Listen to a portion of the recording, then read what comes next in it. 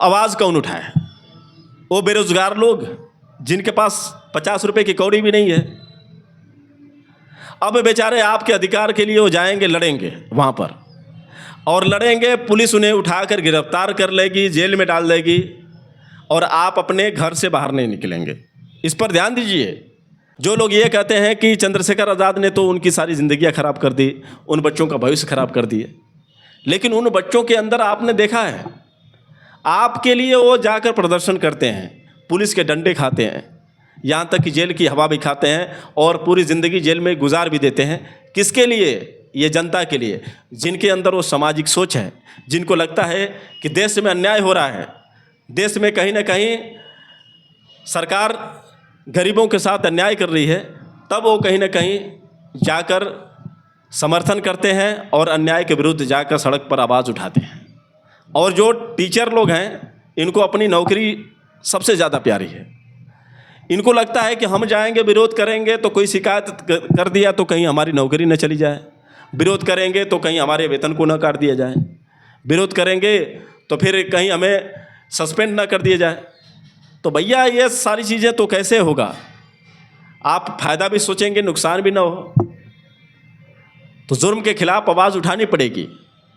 बाबा साहब डॉक्टर भीमराव अंबेडकर ने कहा था कि जुर्म करने वाले से गुनाहगार जुर्म सहने वाला होता है। तो आपको नौकरी की जो चाहत है, नौकरी बचाने के चक्कर में आप लोग आवाज़ नहीं उठाओगे तो वही बिल्ली के गले में घंटी बांधे और नहीं बांधोगे तो भी बिल्ली छोड़ेगी। ज़रा सोचिए। क्रांतिकारी नमो बुधाय, जय भीम, जय भारत, जय संविधान। मैं रामानुजारियन और आप देख रहे हैं अध्यात्म पावर। दोस्तों, आप जो ये वीडियो में भीड़ देख रहे हैं, ये भीड़ किसी भीम आर्मी के कार्यकर्ताओं की नहीं है, ये भीड़ किसी विपक्ष के संगठन की नहीं है, ये भीड़ उन तमाम छात्रों की है जो बीएड और बीटीसी करने के बाद शिक्षक बनने का सपना देखते हैं, और उनका सपना कहीं ना कहीं चूर होता हुआ नज़र आ रहा है। और यही कारण है कि लाख पुलिस प्रयास कर रही है, पुलिस उनके कॉलर को पकड़ रही है, खींच रही है, उनको उठा रही है, लेकिन फिर भी वो धरने पर बैठ जा रहे हैं। वजह यह है कि उनका हक और अधिकार छीना जा रहा है, उनके सारे सपने चूर होते नज़र आ रहे हैं। और यही वजह है कि वो पुलिस के लाख प्रयास के बावजूद भी उठ नहीं रहे हैं। यही बात होती है साथियों। कोई जो प्रदर्शन करता है शौक से नहीं करता है। यहाँ पर आप देख सकते हैं ये तस्वीरें, और इस तस्वीरों का जिम्मेदार कौन है? यहाँ पर जिस तरह से पुलिस उन तमाम छात्रों पर अत्याचार कर रही है, जिस तरह से पुलिस उनका कॉलर पकड़कर खींच रही है और लेकर जा रही है, तो फिर यहाँ जिम्मेदार कौन है? पिछले हिंसा में जिस तरह से प्रयागराज में लोगों ने जिम्मेदार कहीं ना कहीं चंद्रशेखर आज़ाद को ठहराया। यहाँ तक कि मैं बता दूँ कि बसपा तक के कार्यकर्ताओं या फिर बसपा के जो लोग हैं, वो भी कहीं ना कहीं चंद्रशेखर आज़ाद को टारगेट करते नजर आए। खैर, विपक्ष की तो बात ही अलग है। विपक्ष तो किसी भी कीमत पर, भाजपा के लोग नहीं चाह रहे हैं कि चंद्रशेखर आज़ाद राजनीति में बने रहें। चंद्रशेखर आज़ाद को लगातार राजनीति से बाहर करने की कोशिश कर रहे हैं। लेकिन जब बसपा के भी लोग अगर ये सवाल खड़ा करने लगें तो फिर ये कहीं ना कहीं उनको जवाब देना बहुत ज़रूरी पड़ जाता है। तो दोस्तों, जो बीएसपी के लोग हैं, जिनको लगता है कि चंद्रशेखर आज़ाद कहीं ना कहीं बसपा के वोट कटुआ हैं और कहीं ना कहीं वो हमारे समाज के लिए घातक हैं, तो थोड़ा उनको ये भी वीडियो देखना चाहिए, जिस वीडियो में साफ तौर से दिख रहा है कि किस तरह से पुलिस उन उपद्रवियों के साथ गाड़ी तोड़वा रही है, किस तरह से पत्थरबाजी करवा रही है पुलिस। ये वीडियो क्यों छुपाया गया, ये वीडियो क्यों नहीं दिखाया गया? चूँकि गोदी मीडिया इस वीडियो को नहीं दिखाएगी, और न ही ये भाजपा इस बात को बताएगी कि जो तोड़फोड़ हुई है, जिन गाड़ियों में आग लगाई गई है, जिन गाड़ियों को तोड़ा गया है, उन गाड़ियों को तोड़ने वाला कोई और नहीं बल्कि ये पुलिस और पुलिस के साथ जो स्थानीय लोग थे, जो आरएसएस के लोग थे, उन सब ने ही ये मिलकर इस घटना को अंजाम दिया था। और इस वीडियो में आप देख सकते हैं कहाँ से आपको लग रहा है कि उपद्रवियों के खिलाफ पुलिस है। देख रहे हैं कि पुलिस भी साथ में है और साथ ही साथ उपद्रवी है। उपद्रवी उस गाड़ियों को तोड़ रहे हैं और पुलिस जो है वहाँ पर खड़ी होकर तमाशा देख रही है। लेकिन कई महानुभावों का कहना तो ये है कि ये चंद्रशेखर आज़ाद की वजह से हुई है। चंद्रशेखर आज़ाद अगर कौशाम्बी जाने की जिद नहीं किए होते तो फिर ऐसा देखने को नहीं मिलता। तो मैं उन तमाम नेताओं से कहना चाहूँगा कि तुम्हारे जैसे अगर जो चंद्रशेखर आज़ाद भी चूड़ियाँ पहनकर घर में बैठ जाएं तो फिर चंद्रशेखर आज़ाद के कार्यकर्ताओं को ये सब करने की क्या ज़रूरत पड़ती है। चंद्रशेखर आज़ाद को फिर ये सबके सामने अपमानित और बदनाम होने की क्या ज़रूरत पड़ती है। लेकिन हर एक चुगलखोर नहीं हो सकते हैं, हर एक नेता तुम्हारे जैसे चोर नहीं हो सकते हैं। उन जनता की उम्मीदों पर तो तुमने पानी फेर दिया है, जिन उम्मीदों के साथ जनता ने तुम्हें सांसद में भेजा था। और तुम लोग क्या करते हो कि अय्याशी कर रहे हो। ज़्यादातर बीजेपी के नेताओं का वीडियो वायरल होता है, ये अब बताने की ज़रूरत नहीं है कि कोई सड़क पर जाकर किस तरह से रंगलियाँ मना रहा है, तो कोई किस विवाद को लेकर चल रहा है, ये बताने की ज़रूरत नहीं है। जितने भी भाजपा के नेता लोग हैं क्या करते हैं ये हमें बताने की ज़रूरत नहीं है। लेकिन जो हक अधिकार के लिए आगे बढ़ रहा है, जो गरीबों के न्याय के लिए आगे बढ़ रहा है, उसको लोग बदनाम करने की कितनी कोशिश कर रहे हैं। आपको बता दें कि कौशाम्बी में जिस तरह से नाबालिग लड़की के साथ दुष्कर्म हुआ, फिर उसके बाद उस लड़की के परिजनों को ही पुलिस ने गिरफ्तार कर लिया। और जब वो परिजन चंद्रशेखर से अपील किए कि आप हमसे मिलिए, हमारे साथ कहीं ना कहीं अन्याय हो रहा है, तो फिर चंद्रशेखर आज़ाद ने उनसे सिर्फ मिलने की बात कही। यहाँ तक कि चंद्रशेखर आज़ाद ने यह भी कहा कि मुझे अकेले जाने दो, अगर आप को हम पर भरोसा नहीं है तो मैं कार्यकर्ताओं के साथ नहीं, आप लोगों के साथ ही चलूँगा, फिर मैं उनसे मिलकर चलाऊँगा, या तो फिर आप परिवार वालों के यहाँ पर भेज दो। लेकिन किसी भी कीमत पर यह योगी सरकार नहीं चाहती थी कि चंद्रशेखर आज़ाद मिले, चूँकि इन लोगों को पता है कि चंद्रशेखर आज़ाद की बढ़ती लोकप्रियता कहीं ना कहीं उनके लिए घातक है। और इस वजह से चंद्रशेखर आज़ाद को रोकने का पूरा प्रयास किया गया। यहाँ तक कि आपको बता दें कि हज़ारों की पुलिस तैनात थी और हज़ारों की पुलिस ने जिस तरह से तांडव मचाया ये सभी ने देखा। लेकिन दोषी कौन हुआ? चंद्रशेखर आज़ाद हुए और चंद्रशेखर आज़ाद के कार्यकर्ता हुए। उपद्रव करने वाले कोई और थे, गाड़ियों को तोड़ने और गाड़ियों को जलाने वाले कोई और थे, लेकिन पकड़े कौन गए? भीम आर्मी के कार्यकर्ता। चंद्रशेखर आज़ाद ने इस बात को कहा था कि क्या नीले गमछे पहनने वाले सभी भीम आर्मी के कार्यकर्ता हैं? क्या वो बाबा साहब को मानने वाले हैं? अगर हमारे कार्यकर्ता भगवा ड्रेस पहनकर या फिर भगवा गमछा पहनकर अगर कहीं जाकर हिंसा करें तो इसका मतलब ये है कि वो बीजेपी वाले थे। तो कहीं ना कहीं उनकी जांच होनी चाहिए जिन लोगों ने ये उपद्रव किया है, और जांच के हिसाब से ही उनको सज़ा मिलनी चाहिए। क्योंकि मैंने कई वीडियो ऐसे देखे हैं जिन वीडियो में ऐसे साफ पता चल रहा है कि जो हिंसा कर रहे हैं उनके साथ पुलिस भी हिंसा करवा रही है। तो कुल मिलाकर जो तोड़ फोड़ करने वाले दोषी थे वो तो बच निकले, लेकिन जो भीम आर्मी के कार्यकर्ता थे उनको दबोच कर पुलिस ने जेल में डाल दिया। यहाँ तक कि उन पर गैंगस्टर एक्ट भी लगाया जा रहा है ताकि वो कभी छूट ना पाए। और यहाँ पर देख रहे हैं कि उन तमाम छात्रों के साथ किस तरह से यूपी पुलिस व्यवहार कर रही है, क्योंकि ये तो भीम आर्मी के कार्यकर्ता नहीं है, ये तो कोई उपद्रवी नहीं है, ये तो भैया अपने हक अधिकार के लिए लड़ रहे हैं। लेकिन देखिए यहाँ पर अब जब यहाँ पर उन छात्रों की सुनवाई नहीं होगी तो फिर चंद्रशेखर आज़ाद को यही छात्र बुलाएंगे और कहेंगे कि प्लीज़ रावण जी आप हमारी मदद करें, चंद्रशेखर आप हमारी मदद करें। तब कोई और नेता याद नहीं आते हैं। जब जुर्म और अन्याय होता है तो सबको चंद्रशेखर आज़ाद याद आते हैं, क्योंकि पूरी जनता को पता है कि अगर उन पर अन्याय हो रहा है तो सबसे पहले यदि कोई संगठन कार्य करती है तो भीम आर्मी संगठन काम करती है, और कोई संगठन काम नहीं करने वाले है। और यदि कोई नेता दुख के साथ अन्याय के विरुद्ध आवाज़ उठाने वाला है तो सिर्फ चंद्रशेखर आज़ाद है, इसके अलावा कोई और नेता नहीं है। तो यही जो चीज़ें हैं कहीं ना कहीं सरकार को खटक रही है कि इसी वजह से चंद्रशेखर आज़ाद की लोकप्रियता बढ़ती जा रही है। और लोग तो ये कह रहे हैं कि अब कहीं ना कहीं मुख्यमंत्री के जो दावेदार हैं चंद्रशेखर आज़ाद हैं, योगी नहीं हैं। इसी पर कहीं ना कहीं बीजेपी पूरी तरह से लगातार कोशिश कर रही है कि चंद्रशेखर आज़ाद को राजनीति से बाहर किया जाए। चंद्रशेखर आज़ाद को बदनाम करने के लिए, चंद्रशेखर आज़ाद को नीचा झुकाने के लिए, चंद्रशेखर आज़ाद के राजनीतिक करियर को तबाह करने के लिए, चंद्रशेखर आज़ाद के संसद पद की सदस्यता को ख़त्म करने के लिए योगी सरकार के साथ साथ गोदी मीडिया भी कहीं ना कहीं कम नहीं है। गोदी मीडिया लगातार चंद्रशेखर आज़ाद को बदनाम करने की कोशिश कर रही है।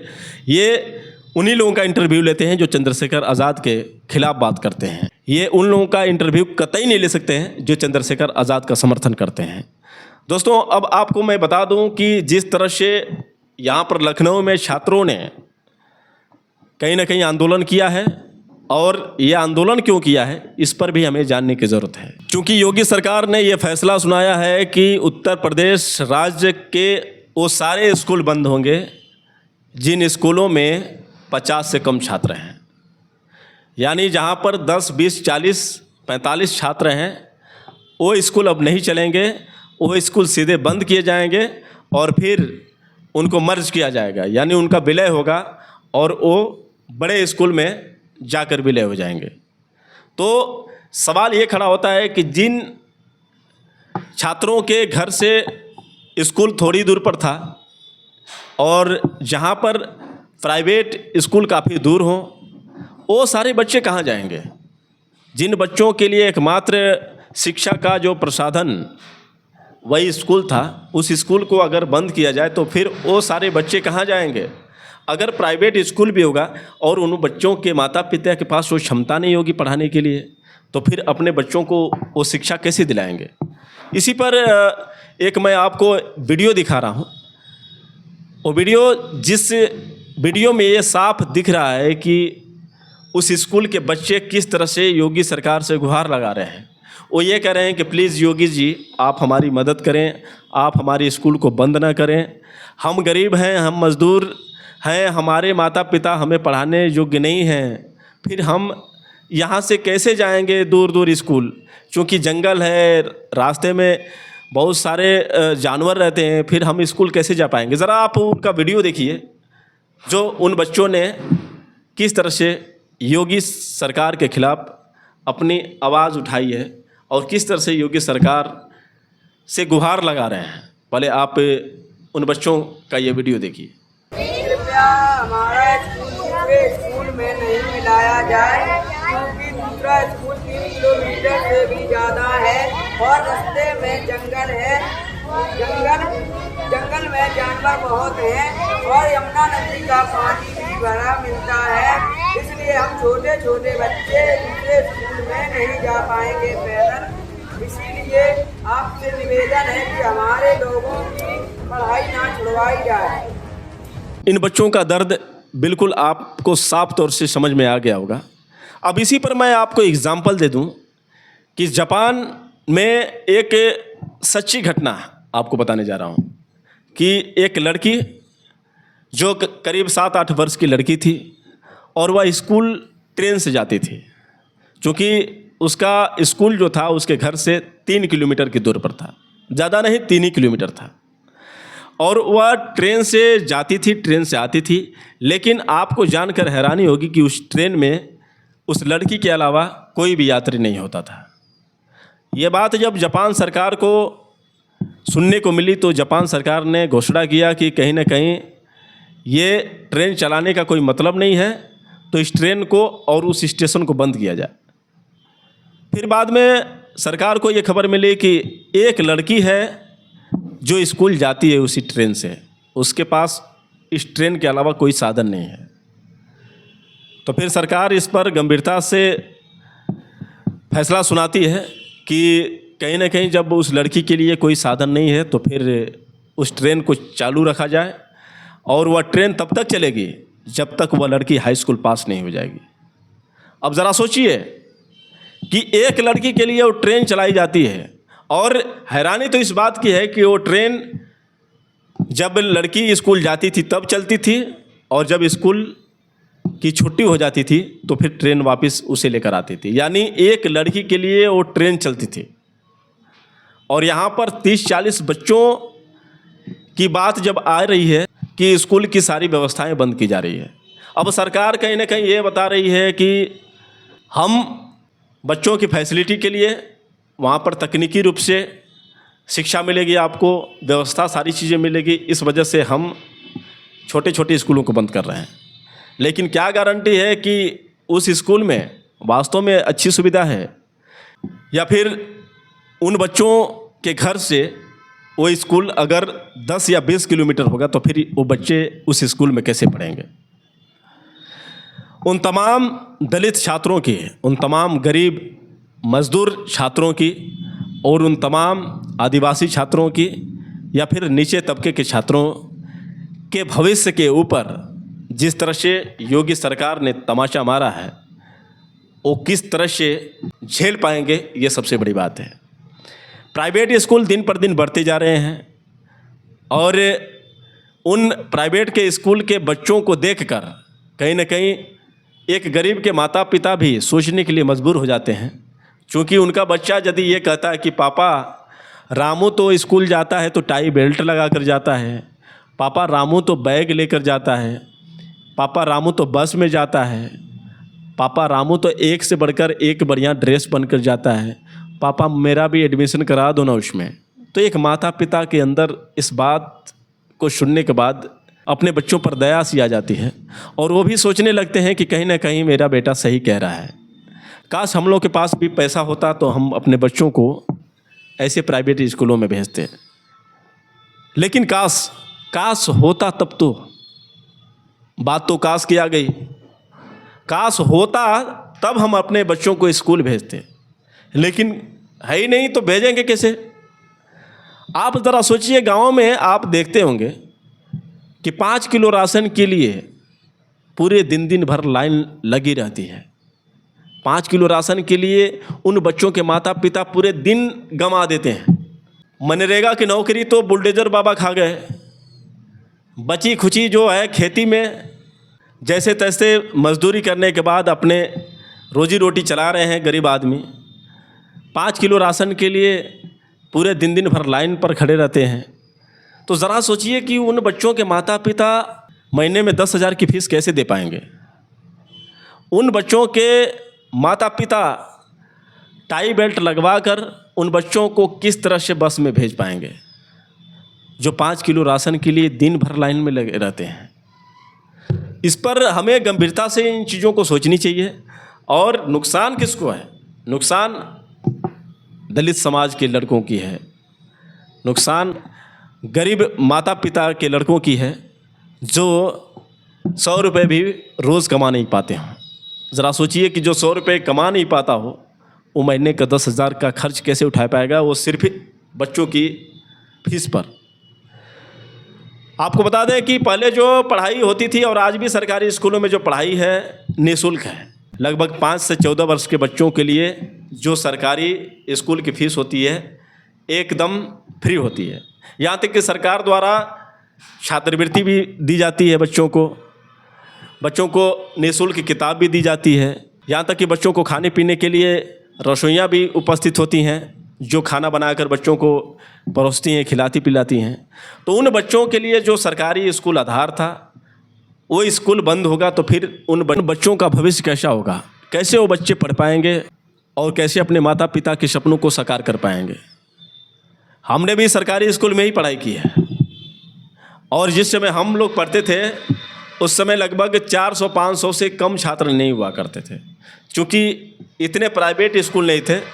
और जब हम पढ़ते थे तो पूरा क्लास चलता था, लगभग 9 बजे से लेकर शाम 4 बज जाते थे, लेकिन कोई भी हिलता नहीं था। इतना कंपटीशन था उस पढ़ाई के दौरान और क्या मज़ा था पढ़ाई में।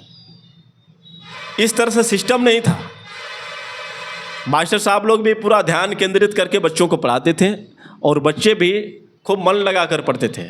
जब गिनती पढ़ा पढ़ाया जाता था तो पूरे गांव में शोर हो जाता था कि बच्चों की पढ़ाई हो रही है। लेकिन आज तो पता ही नहीं चलता है कि कैसी पढ़ाई हो रही है। आज डिजिटल पढ़ाई है। मैं प्राइवेट स्कूलों की बात करूं, जिन स्कूलों को देखकर आप अपने बच्चों को एडमिशन कराते हैं, जिन स्कूलों को देखने के बाद आपको लगता है कि हमारा बेटा भी टाई कोट पहन कर जाएगा, हमारा बेटा भी कहीं ना कहीं बस में बैठ कर जाएगा, तो मैं उस स्कूल के कंडीशन की बात बता दूं तो वहाँ पर जो टीचर होते हैं लगभग 90% ऐसे टीचर होते हैं जो 10वीं 12वीं पास होते हैं और जो आजकल के पास होते हैं, जिनकी पढ़ाई कहीं ना कहीं परदेशों में होती है, यानी एडमिशन यहाँ पर करा लेते हैं और कमाने के लिए परदेश चले जाते हैं, आते हैं नकल से वो परीक्षा पास करते हैं। उनको वो क्या करते हैं कि अपने स्कूल में डाल देते हैं 1000-2000 की तनख्वाह पर। ज़रा सोचिए 2000 की तनख्वाह पर वो टीचर पढ़ाते हैं और उनकी योग्यता हाई स्कूल इंटर तक ही है, वो भी फर्जी है। अगर उनसे ये पूछा जाए कि क्वालिफिकेशन क्या होता है तो पता ही नहीं। अगर उनसे ये पूछा जाए कि साइंस, इंग्लिश, मैथ की स्पेलिंग क्या होगी तो बता नहीं पाएंगे। अब ज़रा सोचिए कि वैसे वैसे टीचर आपके बच्चों को पढ़ाएंगे तो आपके बच्चे कितने पढ़ने लिखने में आगे जाएंगे।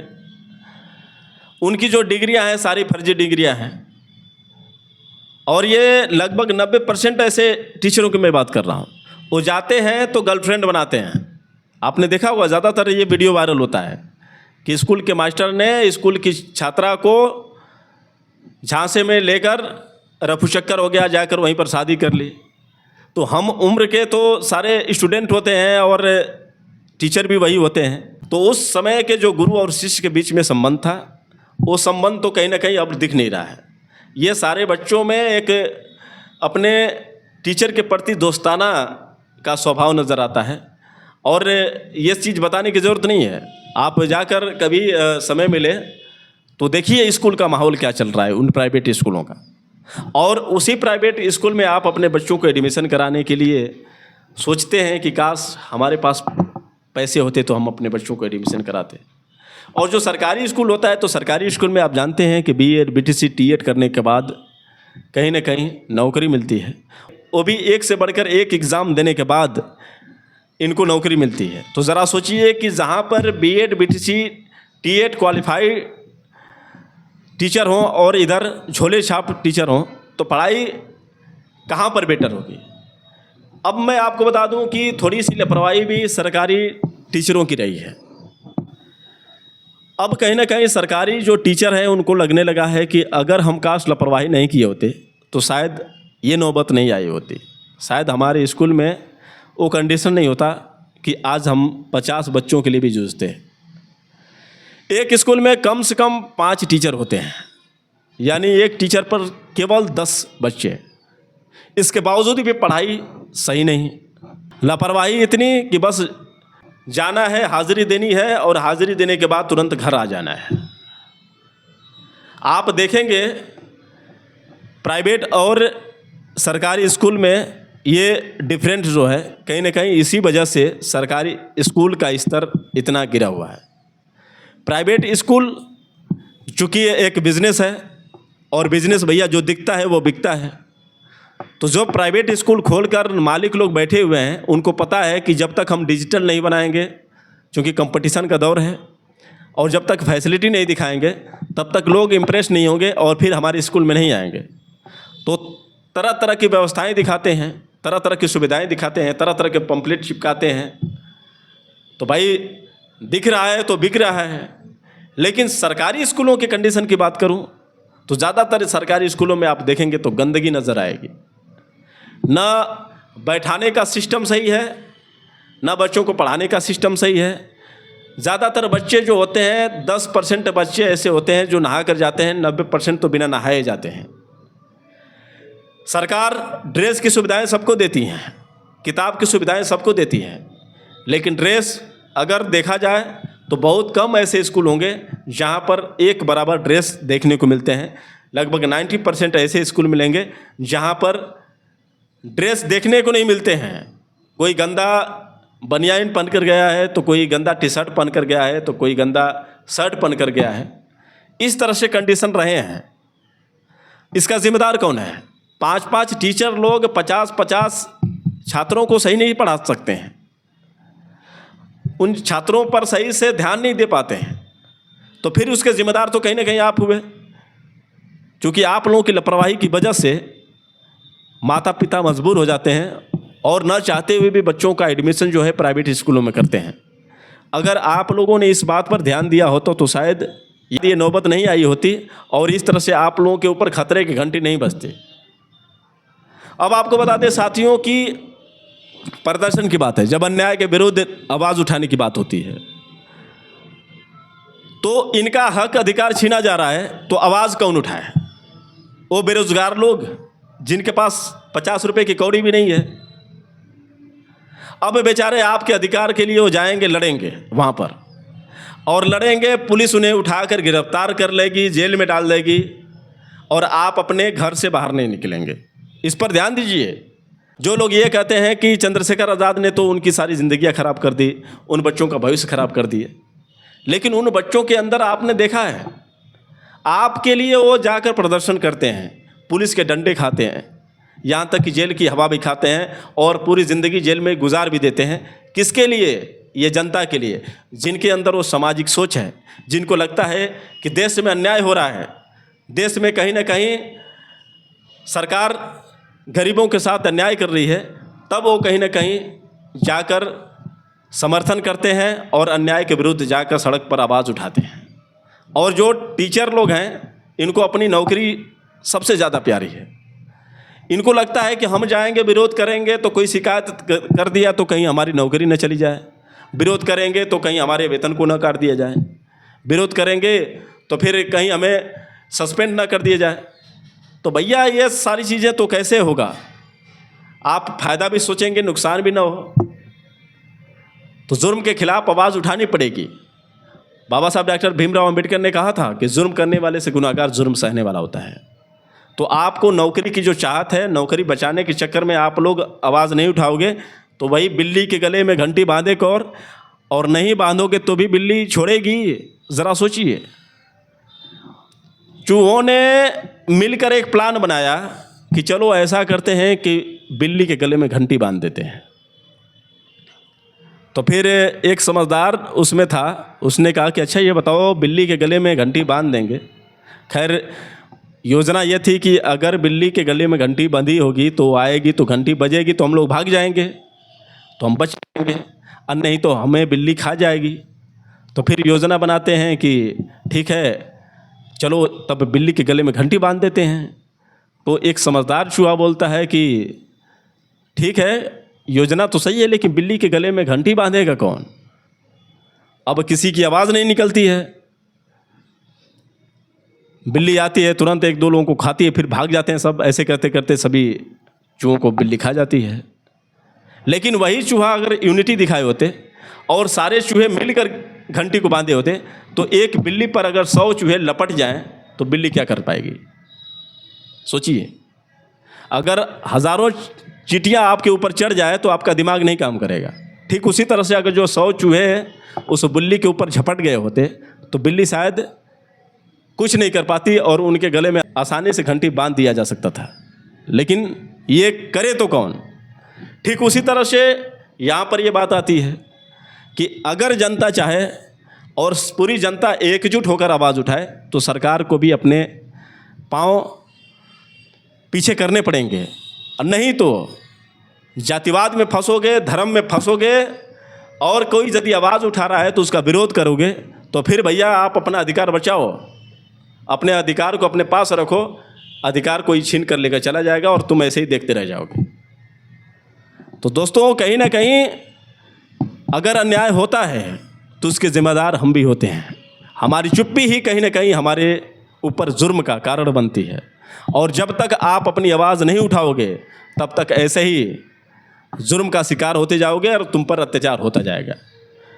तो दोस्तों, मेरा विश्लेषण आप लोगों को कैसा लगा आप लोग कमेंट करके बताएं, और हो सके तो इस वीडियो को ज़्यादा से ज़्यादा तक लोगों के पास पहुंचाएं। फिर मिलेंगे अगले वीडियो के साथ, तब तक के लिए क्रांतिकारी नामों बताएं। जय भीम।